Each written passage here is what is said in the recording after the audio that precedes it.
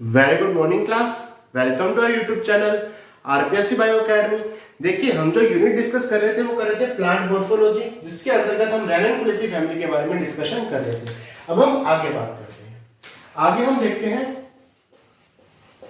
Perianth के बारे में। इसके बारे में पेरियंथ के बारे में देखिए, कई बार ऐसा होता है कि कैलिक्स और कोरोना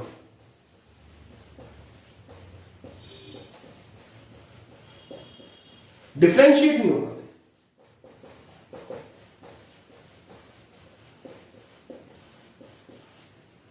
डिफरेंशिएट नहीं हो पाते, यानी हम कैलिक्स और कोरोला में विभेद ही नहीं कर पाएंगे। हम पता नहीं लगा पाएंगे कि इसमें कैलिक्स कौन सा है, कोरोला कौन सा है। तो हमें लगेगा कि केवल एक ही चक्कर पाया जा रहा है, केवल एक ही होल पाया जा रहा है। ठीक है, उस स्थिति में क्या पाया जाएगा? पेरियंथ पाए जाएंगे। जैसे क्लेमेटिस में, क्लेमेटिस में डिफरेंशिएट ही नहीं हो पा रहा है कि इसमें कैलिक्स कौन सा है और कोरोला कौन सा है। ठीक है, जैसे कैलिक्स किससे मिलकर बना हुआ है? सेपल से। कोरोला किससे मिलकर बना हुआ है? पेटल से। यहां पर टेपल्स पाए जाते हैं और टेपल्स मिलकर क्या बनाते हैं? पेरियंथ बनाते हैं। टेपल्स मिलकर क्या बनाते हैं? पेरियंथ बनाते हैं। यहां पर पेरियंथ की संख्या यानी टेपल्स की संख्या, पेरियंथ में टेपल्स की संख्या 4 से लेकर 20 तक हो सकती है। 4 से लेकर 20 तक हो सकती है। इसके अलावा अगर मैं आगे बात करूं, देखिए यहां पर क्या होगा कि कैलिक्स और कोरोला डिफरेंशिएट नहीं हो पाए, लेकिन ऐसा भी हो सकता है कैलिक्स एंड कोरोला डिफरेंशिएट हो जाए।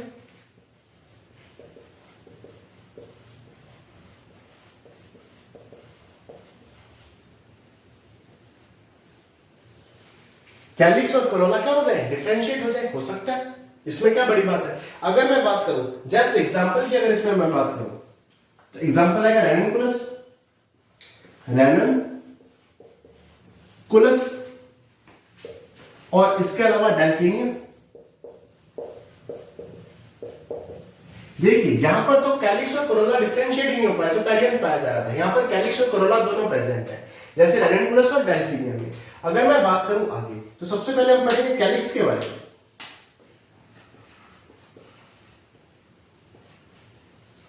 कैलिक्स की बात की जाए तो यहां पर क्या पाए जाएंगे? सेपल्स पाए जाएंगे, जिनकी संख्या होगी 5। सेपल्स की संख्या कितनी होगी? 5 सेपल्स पाए जाएंगे। अगर मैं आगे बात करूं तो यहां पर कैसी अवस्था है? पॉलीसेपलस अवस्था है। पॉलीसेपलस अवस्था मतलब सेपल्स कैसे है? फ्री है।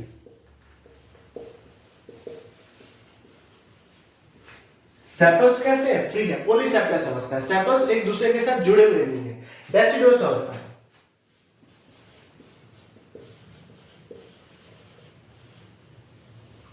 डेसिडुअस अवस्था का मतलब जैसे ही रिप्रोडक्शन होगा,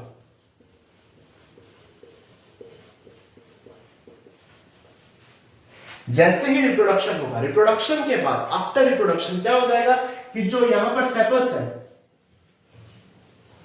वो फॉल्स हो जाएंगे, झड़ जाएंगे। सेपल्स क्या हो जाएंगे? फॉल्स हो जाएंगे। यानी यहां पर सेपल्स कैसे हैं? डेसिडुअस अवस्था में हो जाएंगे। देखिए, पेरियंथ मतलब कैलिक्स और कोरोला की जगह पर एक और आवरण पाया जा रहा है जिसका नाम है पेरियंथ। यहां पर कैलिक्स और कोरोला डिफरेंशिएट नहीं हो पाए, जैसे क्लेमेटिस में। यहां पर टेपल्स क्या बनाते हैं? पेरियंथ बनाते हैं। टेपल्स की संख्या कितनी हो सकती है? 4 से लेकर 20 तक। अगर कैलिक्स और कोरोला डिफरेंशिएट हो जाए, जैसे रैननकुलस और डेल्फिनियम में, कैलिक्स की बात की जाए तो सेपल्स की संख्या 5। पॉलीसेपलस अवस्था है। पॉलीसेपलस मतलब सेपल्स फ्री है। डेसिडुअस अवस्था है, यानी रिप्रोडक्शन के जस्ट बाद सेपल्स क्या हो जाएंगे? फॉल्स हो जाएंगे, सेपल्स नीचे गिर जाएंगे। अगर मैं एस्टिवेशन की बात करूं तो यहां पर इम्ब्रिकेट, वेलवेट और पिनकुंशियल एस्टिवेशन पाया जाता है। इम्ब्रिकेट, वेलवेट या पिनकुंशियल क्या पाया जाता है? एस्टिवेशन पाया जाता है। तो ये हो गया कैलिक्स। अब आगे चलते हैं।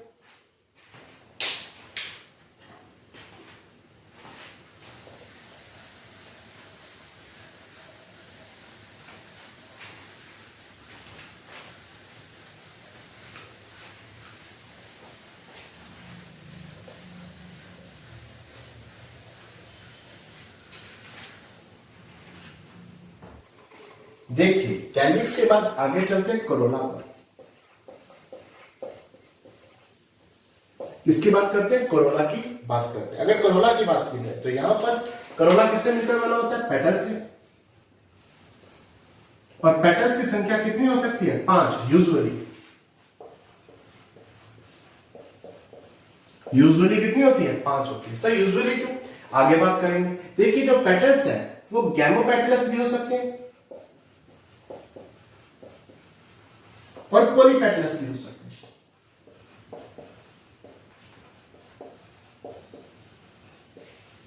गैमोपेटलस मतलब पेटल्स फ्यूज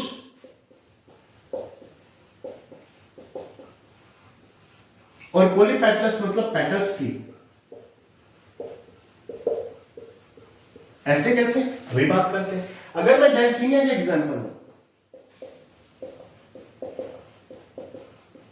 इसका डेल्फिनियम का, अगर डेल्फिनियम का एग्जांपल हो तो डेल्फिनियम में पेटल्स की संख्या 4 होगी। कितने पेटल्स पाए जाएंगे? 4 पेटल्स पाए जाएंगे। यूजुअली कितने पाए जाते हैं? 5। डेल्फिनियम में 4 पेटल्स पाए जाते हैं। कैसे हैं? फ्यूज। अगर फ्यूज है तो कैसी अवस्था आ गई? गैमोपेटलस।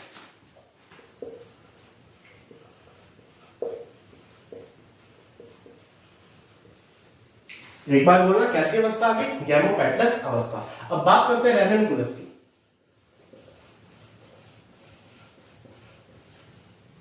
इसकी बात करते हैं रेननकुलस की। रेननकुलस की बात की जाए तो 5 पेटल्स पाए जाएंगे। पेटल्स कैसे होंगे? फ्री होंगे। कैसे हैं? फ्री है। अगर पेटल्स फ्री है तो कैसी अवस्था आ गई? पॉलीपेटलस।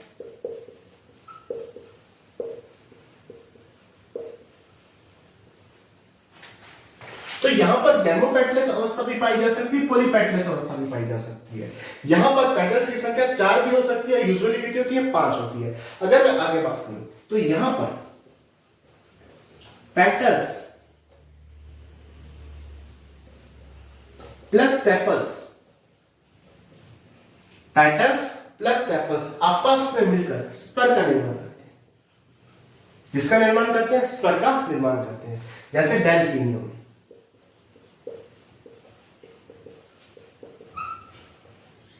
जैसे डेल्फिनियम में, डेल्फिनियम में क्या होता है? पेटल्स प्लस सेपल्स स्पर का निर्माण करते हैं। ठीक है। अगर मैं आगे बात करूं तो पेटल्स का जो बेस है उस बेस पर नेक्टरीज पाई जाती है।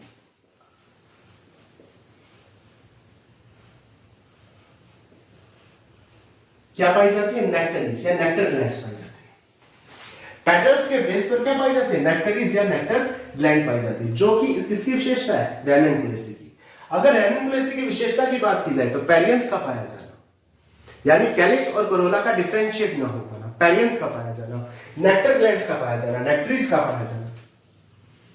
ठीक है। तो कोरोला में पेटल्स की संख्या यूजुअली 5 होती है। गैमोपेटलस यानी पेटल्स फ्री भी हो सकते हैं, पॉलीपेटलस, गैमोपेटलस पेटल्स फ्यूज भी हो सकते हैं, पॉलीपेटलस पेटल्स फ्री भी हो सकते हैं।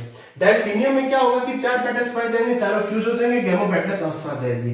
रेननकुलस में क्या होगा? 5 पेटल पाए जाएंगे, पांचों फ्री, पॉलीपेटलस अवस्था आ जाएगी। पेटल्स और सेपल्स आपस में मिलकर स्पर बनाते हैं, जैसे डेल्फिनियम में। इसके अलावा पेटल्स के बेस पर नेक्टरीज पाई जाती है या नेक्टर ग्लैंड्स पाई जाती है। अब आगे चलते हैं।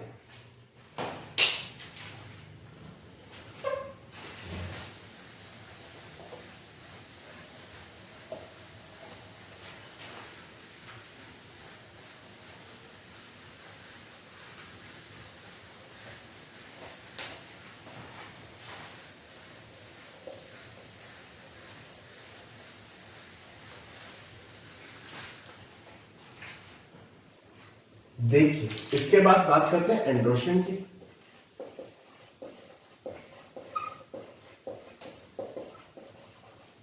एंड्रोशियम में क्या पाए जाते हैं? स्टेमन पाए जाते हैं। क्या पाए जाते हैं? स्टेमन।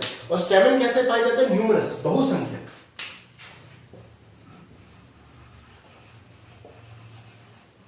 बहुसंख्यक स्टेमन पाए जाते हैं, न्यूमरस स्टेमन पाए जाते हैं, जो कि कैसे है? Spirally arranged.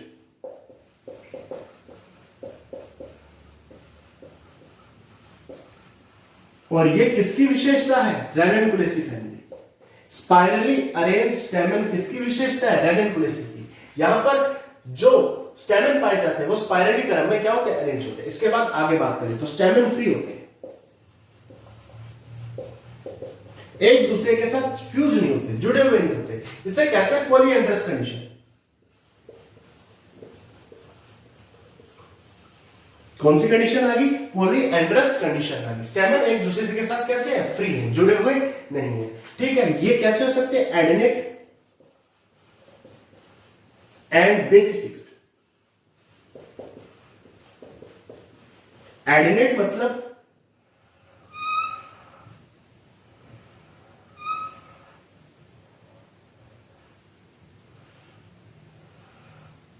देखिए, अगर एडेनेट की बात की जाए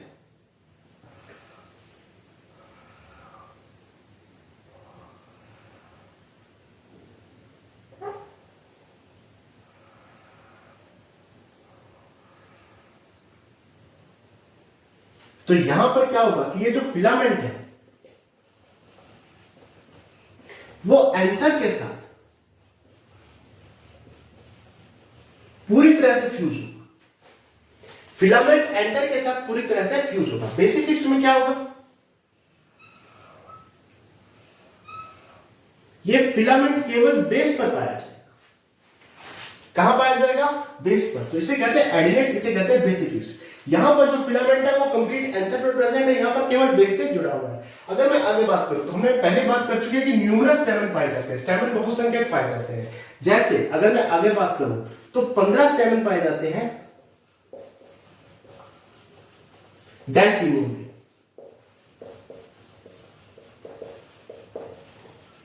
डेल्फिनियम में कितने स्टेमन पाए जाते हैं, 15 स्टेमन डेल्फिनियम में पाए जाते हैं। एंड्रोशियम के बाद अब पढ़ते हैं गाइनोशियम।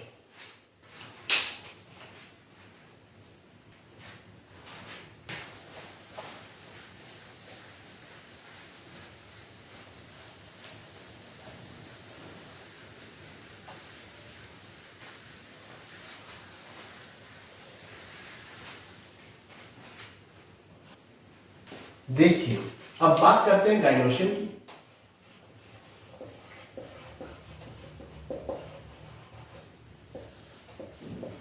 गाइनोशियम की बात की जाए तो पहली बात, यहां पर जो कार्पल पाई जाती है न्यूमरस,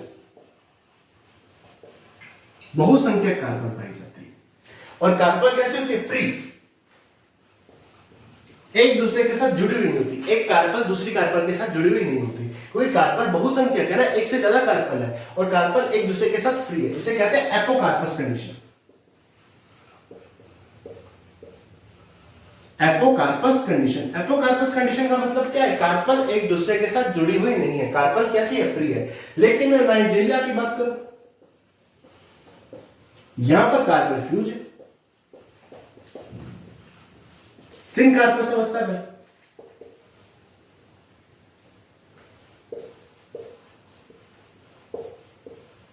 सिंकार्पस अवस्था है, ठीक है। वैसे कार्पल कैसी है, फ्री है, एपोकार्पस है। लेकिन सिंकार्पस अवस्था नाइजीरिया में पाई जाती है, जहां पर कार्पल कैसी है, फ्यूज्ड है। अगर मैं डेल्फिनियम की बात करूं,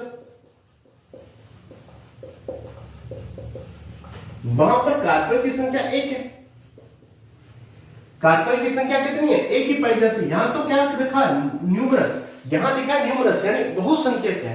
लेकिन यहां पर अगर डेल्फिनियम में देखें तो एक ही कार्पल, एक्वानिटम में देखें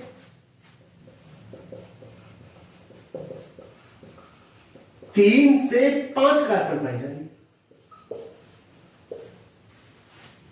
तो कार्पल की संख्या भी वेरी कर रही है, ठीक है। इसके अलावा अगर मैं आगे में बात करूं तो बेसल प्लेसेंटेशन पाया जा सकता है।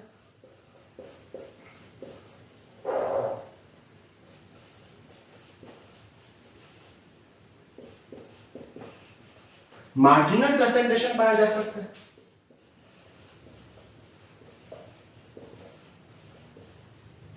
बेसल प्लेसेंटेशन पाया जा सकता है, मार्जिनल प्लेसेंटेशन पाया जा सकता है। बेसल प्लेसेंटेशन रेननकुलस में पाया जाता है, रेननकुलस में पाया जाता है। मार्जिनल प्लेसेंटेशन किसमें पाया जाता है, तो डेल्फिनियम में।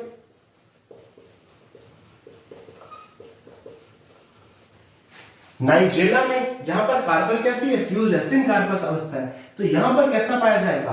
अगर मैं नाइजीरिया की बात करूं तो यहां पर एक्साइल प्रेजेंटेशन पाया जाता है।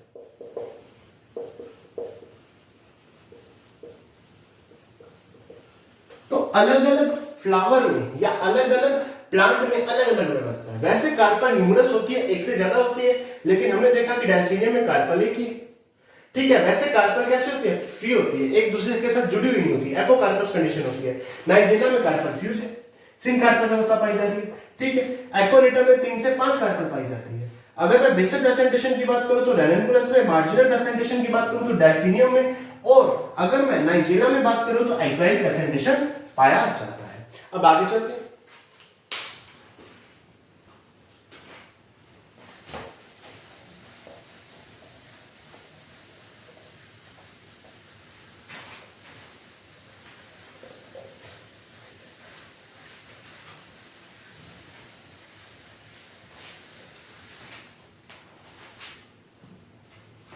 देखिए, अगर मैं आगे बात करूं तो यहां पर कार्पल्स कैसी है? न्यूमरस है, एक से ज्यादा कार्पल पाई जाती है। कार्पल्स एक से ज्यादा पाई जाती है। कैसे अरेंज है? Spirally arrange. कैसे अरेंज है? Spirally arrange. जैसे एंड्रोशियम में स्टेमन कैसा था? स्पाइरली अरेंज, वैसे ही गाइनोशियम में कार्पल कैसी है? स्पाइरली अरेंज है। अगर मैं आगे बात करूं तो एक कार्पल में एक ओव्यूल भी हो सकता है और मोर देन वन ओव्यूल भी हो सकता है।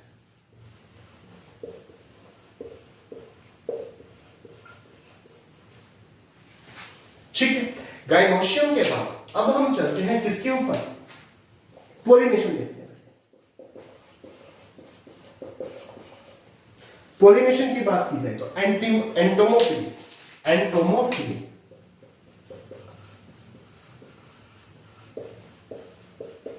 एंटोमोफिली मतलब इंसेक्ट के द्वारा। किसके द्वारा? इंसेक्ट के द्वारा। लेकिन थैलेक्ट्रम,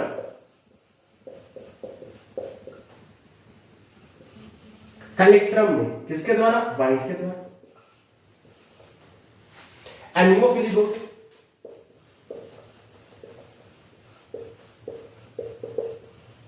एनिमोफिली बोलते। पोलिनेशन की बात की जाए तो एंटोमोफिली पाई जाती है, इंसेक्ट के द्वारा क्या होता है? पोलिनेशन होता है। लेकिन थैलेक्ट्रम में वाइट के द्वारा एनिमोफिली पाई जाती है। ठीक है, तो यह गया पोलिनेशन। अब आगे चलते हैं।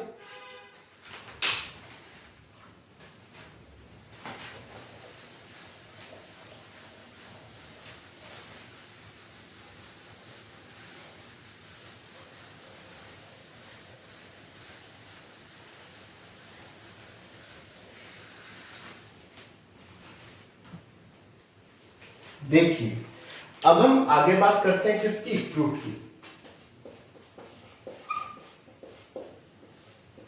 किसकी बात करते हैं? फ्रूट की। फ्रूट की बात की जाए तो एग्रीगेट फ्रूट पाया जाता है। कैसा फ्रूट है?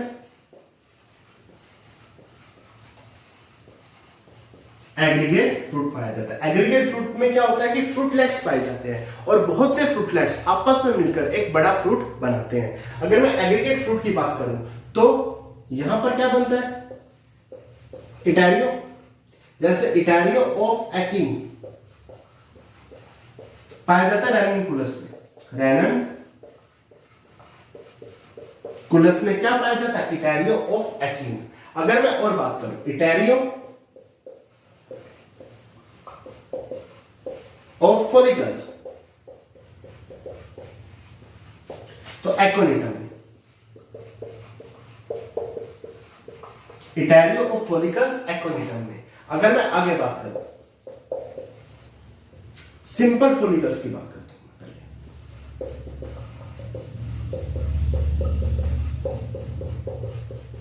सिंपल फॉलिकल्स की बात करूं तो डेल्फिनियम में। किसमें? डेल्फिनियम में। इसके अलावा कैप्सूल फ्रूट की बात करूं, किसकी बात करूं? कैप्सूल फ्रूट की बात करूं तो नाइजीरिया में। किसमें? नाइजीरिया में।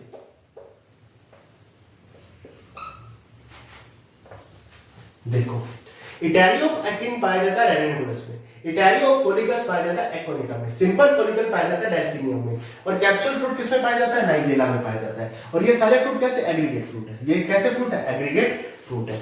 ठीक है, अगर मैं आगे बात करूं तो फ्रूट के बाद अगला जो पॉइंट हम पढ़ेंगे वो पढ़ेंगे सीड। क्या पढ़ेंगे? सीड कैसा होता है? सिंपल सीड है, स्मॉल सीड है। सीड कैसा है? स्मॉल, छोटा सीड है, ऑयली है।